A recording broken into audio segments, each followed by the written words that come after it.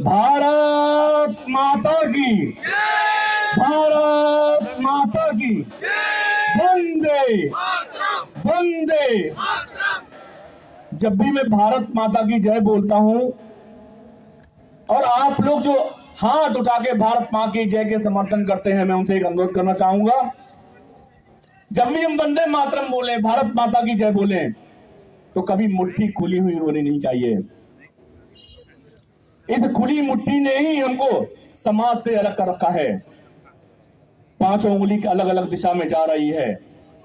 जब इन पांचों उंगलियों को बांध कर हम मुट्ठी बनाते हैं, तब जब हिंदू की एकता दिखाई पड़ती है, तब भारत माता की जय जब बोली जाती है, तब असल में भारत माता की जय होती है।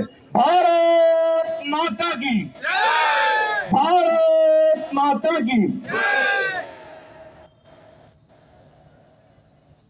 एक बार तो मेरा भी मन ऐसा हुआ कि अब आप लोगों ने शायद मुझे विदा करने का आदेश दिया है कि अपने उद्बोधन के पहले ही आप विदा हो जाइए। परंतु मेरे मन में आया,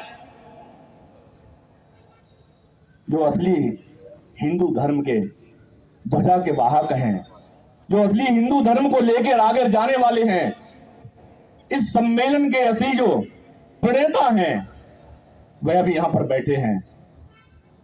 शैलेंद्र जी ने निवेदन किया, सुमित जी का फोन आया, महाराज जी चाहे आप थोड़ी देर बोलिए। तो मैंने कहा मेरी तो आदत ऐसी है कि मैं कथा व्यास हूं, 3-4 घंटे तो कम बोलता ही नहीं हूं, 10 मिनट में तो मेरा इंजन गर्म हो पाता है, क्या करूं। परंतु यहां समय नहीं है, संक्षिप्त में अपना विषय रखूंगा। आज ये राष्ट्रीय स्वयंसेवक संघ के द्वारा पूरे भारतवर्ष में हिंदू सम्मेलन आयोजित किए जा रहे हैं। जिस संगठन की वजह से पूरे भारत के जनमानस में, हिंदुओं के जनमानस में स्वयं को जगाने वाला, हमारे स्वयं को आत्मबोध कराने वाला ये जो राष्ट्रीय स्वयंसेवक संघ, जिसकी यात्रा के 100 वर्ष पूर्ण हुए हैं, और इस 100 वर्ष की यात्रा में पूर्ण होने पर ये जो हिंदू सम्मेलन हो रहे हैं, ये हिंदू सम्मेलन नहीं है, ये भारतीय जनमानस का जो हृदय है, भारतीय जनमानस की जो आत्मा है, उसका आत्मा का महाकुंभ है। आज नोएडा के 31 सेक्टर में भी हम सब यहां पर उपस्थित हुए हैं। जिस टकसाल से हमने जन्म लिया, जिन मनीषियों ने, जिन संतों ने हमें ज्ञान, शील, एकता की जो शिक्षा दी है, अगर ज्ञान नहीं होगा तो सनातन धर्म को समझेंगे इसे। परंतु केवल ज्ञान पर्याप्त नहीं है, ज्ञान के साथ साथ अगर हमारे अंदर संयम नहीं है, शील नहीं है, तो वो ज्ञान जो है व्यर्थ है। और जो एकता, यहां जो जहां बैठे हैं, 1 मिनट में जरूर निवेदन करूंगा, मैं जानना चाहूंगा कि आप लोग कौन कौन हैं। यहां पर बैठे हुए कितने लोग ब्राह्मण जाति से हैं, जरा हाथ उठाएं। कितने लोग क्षत्रिय जाति से हैं, वैश्य कितने हैं, अन्य भी होंगे। और एक बात मैं जो पूछना चाहता हूं, अगर आपको अच्छी लगे तालियां रुकनी नहीं चाहिए, पीछे भोजन करते हुए लोग भी। यहां पर बैठे हुए हिंदू कितने हैं? बहुत सुंदर, एक बार अपने लिए तालियां। जब भी हम किसी सम्मेलन में जाएं, कोई संत पूछे कि आप कौन जाति हैं, ब्राह्मण हैं कि क्षत्रिय हैं कि बनिया हैं, शूद्र हैं, कौन हैं, हम उनके चरणों में निवेदन करें कि हे महात्मन, आप ही ने मुझे सिखाया है। और राष्ट्रीय स्वयंसेवक संघ का एक ही नारा है जिसके लिए हिंदू सम्मेलन किए जा रहे हैं कि जात पात की करो विदाई, हम तब हिंदू भाई भाई। कैसे आएगी ये भावना? हमारे मन में कहीं ना कहीं अभी भी छुपा हुआ है। हम ब्राह्मण हैं, बनिया हैं, वैश्य हैं, अन्य हैं। कारण क्या है? 100 वर्षों की इस यात्रा के बाद आज भी हिंदुओं को जगाने के लिए इस सम्मेलन की आवश्यकता क्यों पड़ी है? आखिर हिंदू इतना सोता क्यों है? बार बार सो जाता है, बार बार सो जाता है, क्या कारण है? हम सब यहां पर मनीषी बैठे हैं, बुद्धिजीवी वर्ग बैठे हैं, और एक ही प्रश्न करूंगा। हमारा भारत, हमारा हिंदुस्तान बड़ा भिन्न प्रकार का देश है। हम क्या थे, हमारा इतिहास क्या था, और वर्तमान में हम क्या हो गए हैं और क्या करने वाले हैं? इन 4 प्रश्नों पे एक बार हमें उत्तर खोजना होगा। और अगर हमारा ये बुद्धिजीवी वर्ग अगर इन प्रश्नों का जवाब खोज लेगा तो आज ऐसे हिंदू सम्मेलनों की आवश्यकता समाप्त हो जाएगी।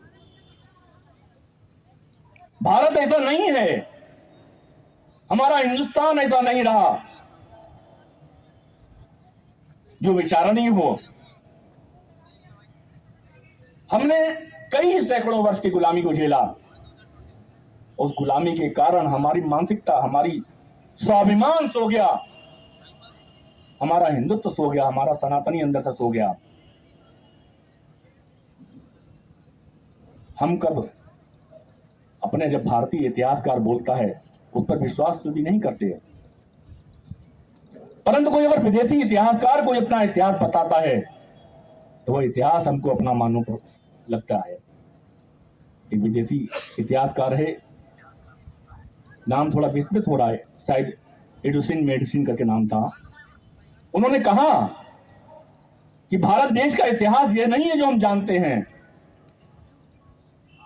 1000 ईसा पूर्व इतिहास बताते हैं कि भारत में जो व्यापार था, पूरे विश्व का 30 से 34% अकेला भारत व्यापार पूरे विश्व में करता था। हमारे बड़े बड़े बड़े बैंकर्स थे, इंडस्ट्रीज थी। हम धातुओं को मेल्ट करके मूर्तियां और बर्तन बनाते थे, पूरे विश्व में बेचते थे। और इसका अगर कितना उन्नत किस्म की हमारी इंडस्ट्रीज थी, इसका अगर उदाहरण देखना चाहें तो दिल्ली में आपके पास ही एक कुतुब मीनार के पास एक स्तंभ लगा हुआ है, 2000 साल पुराना लगभग, और लोहे के उस स्तंभ में आज तक जंग नहीं आई है। कितना उन्नत किस्म का स्टील हम बनाते थे, बड़े बड़े शिप का निर्यात करते थे, आभूषण, परफ्यूम, दवाइयां, जो जो पूरे विश्व को आवश्यकता होती थी भारत निर्यात करता था। और इतिहासकार कहते हैं ये जो 1000 बीसी से लेकर 1800 बीसी तक जो क्रम चला, पूरे विश्व का, जो पूरे यूरोप का विश्व में व्यापार का वॉल्यूम था, उतना वॉल्यूम अकेला भारत का था। यह था हमारा इतिहास। परंतु इन सैकड़ों वर्ष की गुलामी के बाद मुगल आए, अंग्रेज आए, उनकी गुलामी के बाद स्थिति यह आई, उन्होंने बार बार हमको कहा कि आप तो अशिक्षित हैं, आपको शिक्षा नहीं है। भारत एक अनसिविलाइज्ड कंट्री है, अनमैनेजमेंट ऑपरेशन वाला देश है। उन्होंने बार बार हमारे दिमाग में भरा कि आपको कोई बात अगर समझाई जाए तो समझाने में 100 वर्ष लग जाते हैं, इतना अशिक्षित भारत है। हम सबने एक कथा सुनी है कि एक पंडित जी एक गाय खरीद कर लाए, 4 ठगों ने सोचा कि पंडित जी की गाय कैसे ठगी जाए, योजना बनाई। एक ठगाया, पंडित जी बकरी कहां से लेकर आए? पंडित जी का तेरा दिमाग खराब है, बकरी दिखाई पड़ रही है, गाय है। कहा पंडित जी दिमाग मेरा नहीं खराब, आपका खराब है, बकरी को गाय बता रहे, मैं कैसे मान लूंगा गाय है। चला गया। दूसरा ठग आया, उसने फिर वही बात दोहराई। तीसरा ठग जब आया, उसने कहा पंडित जी गाय कहां, बकरी कहां से खरीद कर लाए? तब पंडित जी का ये माथा ठनका, कहीं ऐसा तो नहीं मेरी सोच में कुछ गलत हो, ये बकरी ही हो, हम गाय समझ रहे हो। और अंततः जब चौथा ठग आया, उसने कहा पंडित जी बकरी लेकर कहां से आए? पंडित जी के मन में विश्वास हो गया ये गाय नहीं बकरी ही है। उस ठग को अपनी बकरी समझ के अपनी गाय को सौंपा दिया। यह पंडित जी की कथा नहीं है, यह कथा हमारे सनातनियों की है। हिंदुओं की है, हिंदुस्तानियों की है। बार बार हमें अशिक्षित कहा, बार बार हमें गरीब कहा, हमें कहा गया कि तुम तो पढ़े लिखे नहीं थे, तुम्हें हमने विश्वविद्यालय दिए। परंतु एक बात बताऊं, जब पूरा यूरोप, पूरा विश्व पढ़ना लिखना जानता नहीं था, लिपि का बोध नहीं था, तो हमने वह ज्ञान दिया जिसकी कोई कल्पना नहीं कर सकता है। हमारे नालंदा, हमारा तक्षशिला विश्वविद्यालय जैसे विश्वविद्यालय जब इन आतताइयों द्वारा, इन गुरु आतंकियों द्वारा जलाए गए, इतनी पुस्तकों का भंडार था, ज्ञान का भंडार था, 3 महीने तक उस पुस्तकों की आग नहीं बुझी। और वो कहते थे हम इसे अशिक्षित हैं, हम अज्ञानी हैं। बार बार एक ही बात बताई गई, मुगल आए, अंग्रेज आए, हमें लूटा गया, भारत सोने की चिड़िया कहलाती थी। वही इतिहासकार, अमेरिकन इतिहासकार लिखते हैं कि भारत की सोने चिड़िया क्यों थी? जब हमारा व्यापारी व्यापार करता था, कपड़े लेकर जाता था, हमारे इतना उन्नत किस्म का कपड़ा बनाया जाता था, सूती और रेशमी, सोने के तौल कर कपड़ा बेचा जाता था। और कहते हैं जब व्यापारी लौटते थे तो अपने जहाजों में व्यापार के बदले कोई धन संपदा नहीं लाते थे, उसके बदले सोना को लेकर आते, सोना लाते थे, चांदी लाते थे। एक एक व्यापारी के पास सोने का भंडार था, टनों भर। और जब आते थे हमारे मनीषियों के बताए हुए निर्देश के द्वारा अपना 10% जब वो मंदिरों में दान करते, मंदिरों में अंबार लग गया था सोने का। अब्दाली आया, लूट कर ले गया। कितने कितने मुगल शासक आए और कहते तुम्हारे पास था ही क्या? नादिर शाह आया, बार बार आए, आतंकी हमले हुए, हमारे मंदिरों को, हमारे सोने को लूट लूट कर ले गए। अगर हमारे भारत पे कुछ था ही नहीं तो क्या लेने आते थे? क्या गोबर के उबले लेने, लूटने आते थे? इतना समृद्धशाली भारत 1000 गुलामी के बाद धीरे धीरे धीरे धीरे सुनते सुनते हमारी भी हालत उन पंडित जी की तरह हो गई। हमें लगने लगा हम तो कुछ है ही नहीं, अपना स्वाभिमान भूल गए, अपना इतिहास भूल गए। और परिणाम 1500 लोग आते हैं ईस्ट इंडिया कंपनी के, और आपस में फूट डालकर हम पर फिर पुनः राज करते हैं। और आज फिर वही स्थिति। 1947 आया, अंग्रेज जब भारत को छोड़कर गए हैं तो 34% 35% की अर्थव्यवस्था पूरे विश्व में भारत की जो स्थिति थी केवल 2% की रह गई। वह भारत हमें मिला, हमारे मनीषियों के ज्ञान। और जब अंग्रेजों के द्वारा भारत में क्रूर चाल चली जा रही थी, लगभग पूरा विश्व अंग्रेजों के द्वारा गुलाम हो चुका था, तो हमारा एक युवा सन्यासी, भारत का सन्यासी निकला। गुलाम भारत का काला एक सन्यासी निकलता है और अंग्रेजों की धरती पर जाकर अंग्रेजों को ललकारता है। स्वामी विवेकानंद, जिन्होंने भारत से निकलकर अंग्रेजों की धरती पर उन्हीं को ललकारा, कहा तुम्हें शर्म नहीं आती? तो अपने धर्म को धर्म कहते हो? धर्म क्या होता है? हमारे मनीषियों से पूछो। धर्म वह है जो धारण किया जाए, जो 1400 वर्ष पहले बना, जो 2500 वर्ष पहले बना। किसी एक विचारक ने एक मंत्र दिया, एक विचार दिया, कुछ समर्थक आए, उसका विचार माना, वह क्या धर्म है? केवल एक सनातन धर्म, आदि अनंत।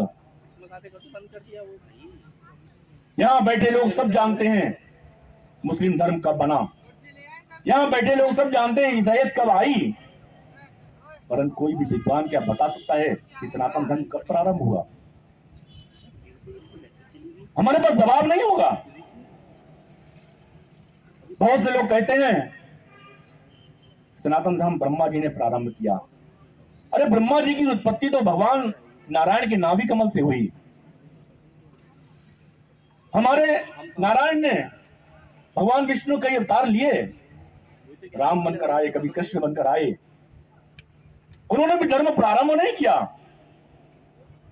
भगवान के अवतारों को भी हमारे सनातन धर्म की मान्यताओं के अनुसार अपने लीला का संवरण करना पड़ा। सारी लीला का सनातन धर्म के अंतर्गत रहकर उन्होंने लीला की। भगवान विष्णु, भगवान शिव, सबकी एक आयु होती है। यह अध्यात्म का विषय है, अभी समय भी नहीं है, परंतु मुझे लगा कि संक्षिप्त में अपनी विषय रख सकता हूं, इसलिए मैं बोल रहा हूं। सनातन धर्म का कोई आयु नहीं है। जब ये सारा विश्व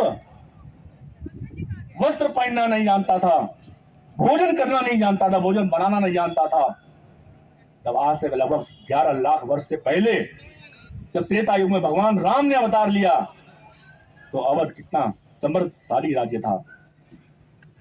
भगवान राम पुष्पक विमान पे चला करते थे, और विमान भी ऐसा वैसा नहीं, मन की शक्ति से चलने वाला, मंत्र की शक्ति से चलने वाला। हमारे युवाओं के मन में आता होगा, मंत्र शक्ति से विमान कैसे चल सकता है, मन की शक्ति से विमान कैसे चल सकता है? पर चलता था। वो भी कोई ऐसे कोड वर्ड होंगे, ऐसे पासवर्ड होंगे, उन पासवर्ड को जब बोला जाता होगा, हम लोग अपने फोन के पासवर्ड को बोल के भी ऑन करते हैं ना, ऐसे पासवर्ड रहे होंगे, मंत्रों के द्वारा बनाए हुए उन पासवर्ड को बोला जाता था, जिनसे विमान चलते थे। और हमसे कहते हैं कि हम आने सिविलाइज हैं, हम गंवार हैं, अनपढ़ हैं, अशिक्षित हैं। तुम क्या जानो सनातन धर्म की महिमा? आज हमसे कहा जाता है। मैं तो एक ही बात पूछना चाहता हूं ऐसे लोगों से, जब हमारा सनातन धर्म का एक सन्यासी निकला, पूरे विश्व को दहाड़ लगाई, ललकारा और कहा कि शर्म करो, तुम उन्हें धर्म कहते हो? ये पंथ, ये मजहब, जिन्होंने पूरे संसार को आग में झोंक दिया है, आतंकवाद में झोंक दिया है, इनकी क्रूरता की वजह से पूरा विश्व त्राही त्राही कर रहा है, उसे धर्म कहते हो? अरे धर्म तो वह है जो सबको स्वीकार करे। सर्वे भवन्तु सुखिनः, सर्वे भवन्तु सुखिनः का नारा देने वाला, मानक देने वाला सनातन धर्म। हमने किसी को तलवार की नोक पर सनातनी नहीं बनाया, हमने किसी को जबरन सनातनी नहीं बनाया। हम तो वह हैं, हम उस धर्म के मानने वाले हैं जो केवल कहते हैं सर्वे भवन्तु सुखिनः, सब सुखी हो, पूरा विश्व सुखी हो, पूरा ब्रह्मांड सुखी हो। हमने कभी नहीं कहा कि हमारा परिवार सुखी हो, हमारा घर सुखी हो, हमारा शहर सुखी हो, हमारा राष्ट्र सुखी हो। जो हमें निरंतर गालियां देते हो, हमारे धर्म को बदनाम करते हो, उनके लिए भी पक्षपात नहीं किया। सर्वे भवन्तु सुखिनः का नारा देने वाला केवल एक धर्म है। यह विचार किसी और धर्म नहीं है, आपका केवल एक ही विचार है। स्वामी विवेकानंद ने ललकारा कि तुम शर्म नहीं आती, और आगे क्या कहा? जो काले सागर में, जो सागर में काला कीचड़ है ना, वो तुम्हारे काले कारनामों से भी बहुत कम काला है। अपने धर्म को बढ़ाने के लिए तुमने पूरी धरा को खून से लाल कर दिया, इसे धर्म कहते हो? शर्म नहीं आती? सारी दुनिया स्वामी विवेकानंद की दीवानी हो गई। पूछा कि तुम्हारा कौन प्रोफेसर है, तुम्हें किसने शिक्षा दी? स्वामी जी चुप मार गए। जानते थे कि अगर मेरे गुरु को पता बता दिया तो गुरु को देखकर ये लोग पागल हो जाएंगे। कुछ लोग ढूंढते हुए रामकृष्ण परमहंस जी के पास पहुंचे, और पागल सा दिखने वाला संत व साधु, उसे जब देखा है तो विचलित हो गए कि ये क्या किसी को ज्ञान दे सकता है। परंतु क्या जाने, जब अध्यात्म की ऊंचाइयों में जब व्यक्ति पहुंचता है तो उसे ना तो शरीर की शुद्ध होती है, ना ही वस्त्रों की शुद्ध होती है। और रामकृष्ण परमहंस जी ने ऐसा संत निकाला जिसे पूरी दुनिया में सनातन धर्म का चेहरा दिखाया, सनातन धर्म के बारे में बताया। आज 100 वर्षों की हिंदुत्व की यात्रा में राष्ट्रीय स्वयंसेवक संघ ने जिस तरह से हमारी मान्यताओं को संभाला, मान्यताओं को जिया, आज उसका परिणाम है कि हम चाहे वो सरकार की दृष्टि से देखें, चाहे हम लोग आज स्वतंत्र रूप से जो यहाँ पर सम्मेलन कर पा रहे हैं, यह भी अगर किसी की देन है तो राष्ट्रीय स्वयंसेवक संघ की देन है। आज मैं जब कथाओं में जाता हूं तो लोग कहते हैं महाराज जी बड़ा कलयुग आ गया है, मैं तो पूछना चाहता हूं ऐसे परिवारों से, ऐसे माता पिताओं से, कलयुग लाने वाला कौन है? आज के बच्चे जो असंस्कारित होते जा रहे हैं, ये वही बच्चे दोषी हैं। हमारी बेटियां, हम तो बहुत पढ़े लिखे परिवारों से हैं, हमारी बेटियां छोटे छोटे वस्त्र, अश्लील वस्त्र पहनकर रील बना रही हैं। हम संस्कार भूल गए, बच्चों को संस्कार दिए ही नहीं। और जब हमारी बेटियां फंसती हैं, रमेश समझकर रमेश से प्यार करती हैं, बाद में जब रहीम निकलता है 52 टुकड़ों में बंद कर दिया जाता है, ट्रेन में काटकर ठगी जाती हैं, उसका दोषी कौन है? हमारे में माता पिताओं को विचार करना पड़ेगा कि हमने अपने बच्चों को कौन से संस्कार दिए हैं। आखिर हमारे बच्चे इधर क्यों मुड़े, कहां जा रहे हैं, और बच्चों को कैसे रोका जा सकता है? आज इन सब बातों पर विचार करना है। समय बहुत हो गया है। मुझे लगता है कि 11 बजे तो मैं ही वृंदावन से आया था, उससे पहले से आप लोग यहां पर होंगे। मन तो बहुत था बात करने को, कभी आप लोगों ने अवसर दिया तो फिर पुनः आऊंगा, बात करूंगा, परंतु एक निवेदन करूंगा कि आज हमारे संस्कार क्यों बिगड़े। जब मैं छोटा था, मैं देखता था मेरे दादा दादी, माताजी पिताजी, नाना नानी, जो कहने को अनपढ़ होते थे, पढ़े लिखे नहीं थे, पर नित्य रामचरितमानस की 5 चौपाइयां, 11 चौपाइयां नित्य गाते थे। और जो चौपाइयां जोर जोर पढ़ के जब उनके अर्थ पढ़ते थे तो बच्चों के मन में आता था ये राम कौन है। जब राजा दशरथ ने राम को वनवास दिया तो राम को वन में जाना चाहिए था, माता जानकी उनके साथ क्यों गई? भरत भैया उनके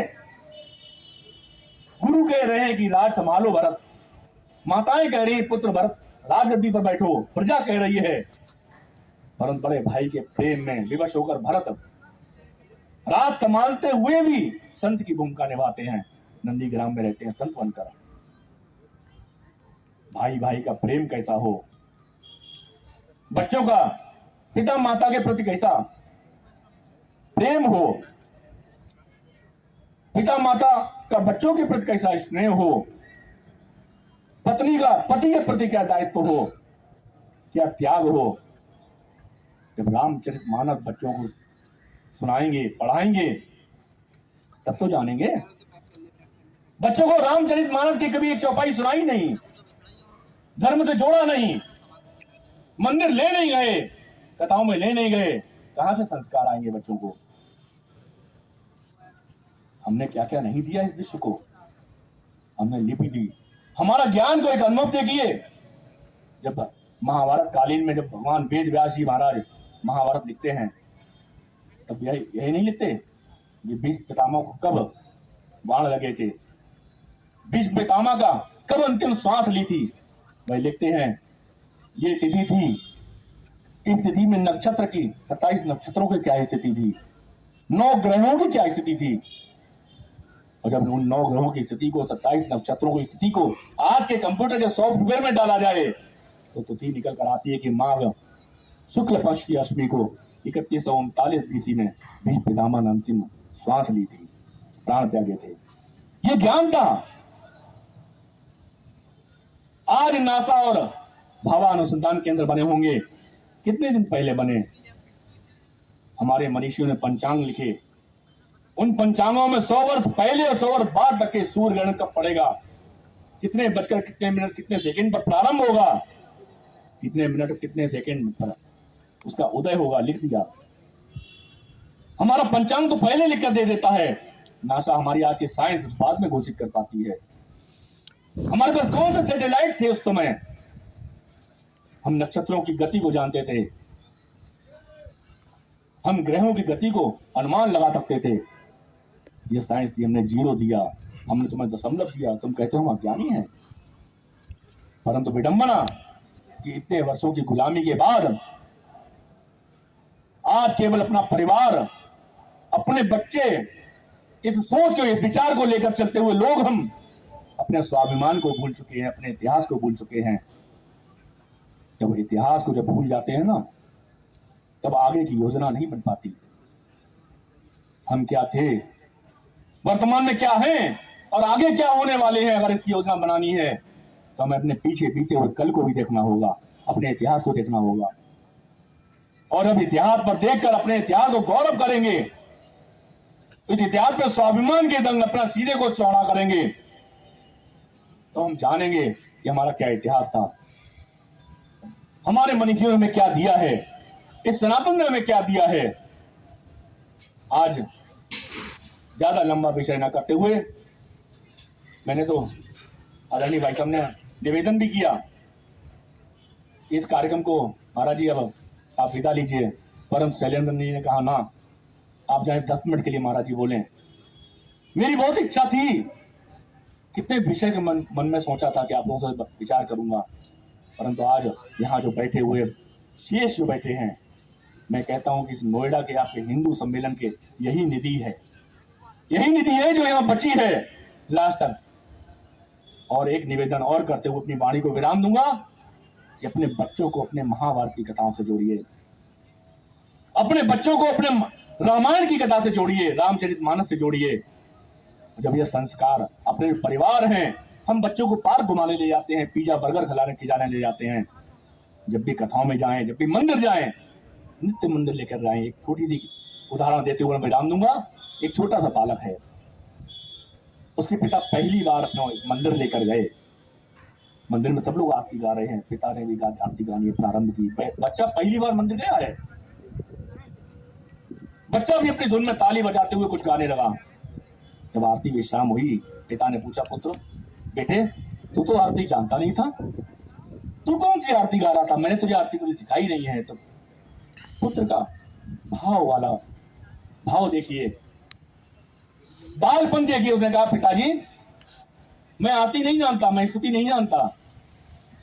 मेरी जो मैडम है ना स्कूल में, उन्होंने ये जो छत्र ज्ञातक पढ़ाया है और उन्होंने मुझे बताया था यही सारे अक्षर हैं जिससे दुनिया की सारी बातें बनती हैं, यही अक्षर हैं जिससे दुनिया की सारी किताबें बनती हैं।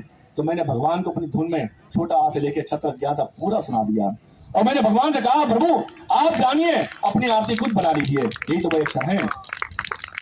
ये बच्चों के संस्कार कहां से आएंगे, मंदिर तो लेकर जाएं, कोई भाव प्रकट करें, अपने सनातन से जोड़ें, अपने हिंदू धर्म से जोड़ें, कथाओं से जोड़ें। बच्चियों के पापा की परी मत बनाइए, बच्चियों को झांसी रानी की कथा सुनाइए। हम लोग बचपन में पढ़ते थे, खूब लड़ी मर्दानी वे तो झांसी वाली रानी थी। सिलेबस हट गया, क्यों हट गया, किसने हटाया, इस पर विचार करना पड़ेगा। बच्चों को संस्कार लाइए, अपने घर को प्रयोगशाला ना बनाइए, आधुनिक घर बनाइए, अपने घर को संस्कारशाला बनाइए। इसी निवेदन के साथ आप सबके चरणों में प्रणाम करता हूँ, अपनी वाणी को विराम दूंगा। जय श्री राम।